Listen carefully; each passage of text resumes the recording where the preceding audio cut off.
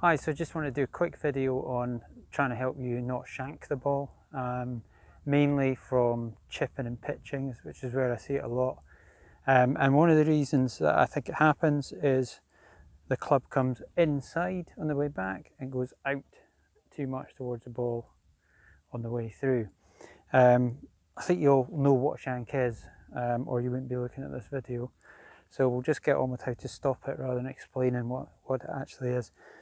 We need to watch that we don't move too much in the downswing. So what I see from people who do this a lot is the club going in too far towards their body, getting inside, I don't know if you can see that on the camera there, and then swinging out slightly towards the ball. And what helps that to happen is too much leg movement in the downswing. So what you tend to see a lot of is this. You'll get a moving through look where the legs are sliding a little bit towards the target. It's like a lateral slide, so they're going that way, and it just helps push the club out towards the ball. So you really need to watch when you take the club away, and if you're having a problem with this, that you don't let the club roll into this position.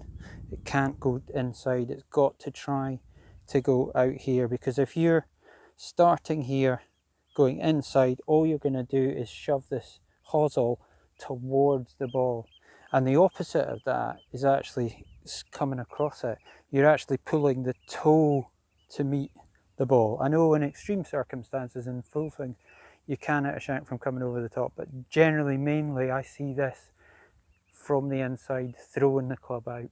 Okay, so to try and stop it, what you're trying to do is stop this leg slide. That's a good way to do it. You start here and you think about this left leg being a post, that it's solid in the ground. And now what that does is actually, if anything, pulls the club slightly across you, if anything, rather than straight out, because it's like a full swing. If you don't use your legs, the club gets pulled into the left and you pull the ball, whereas somebody who pushes the ball slides their legs a lot, gets a lot of early leg movement, and the club sits on the inside, gets stuck and has nowhere to go but push out.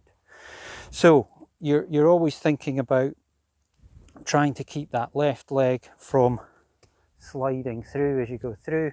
And the other thing I see, which more so in the full swing shanks, is somebody standing up through impact. So you get the look of just as they come into impact, they're raising it up like this. And again, all that's doing is just setting the club on the inside path. So it's going back here, and it might be okay at this point, but as you raise up through the shot, you're just allowing that club to sit on the inside and get forced out to the right, and so there's a danger of shanking it. So what you need to watch is, if you're one of these guys, sometimes better players as well tend to draw the ball a little bit.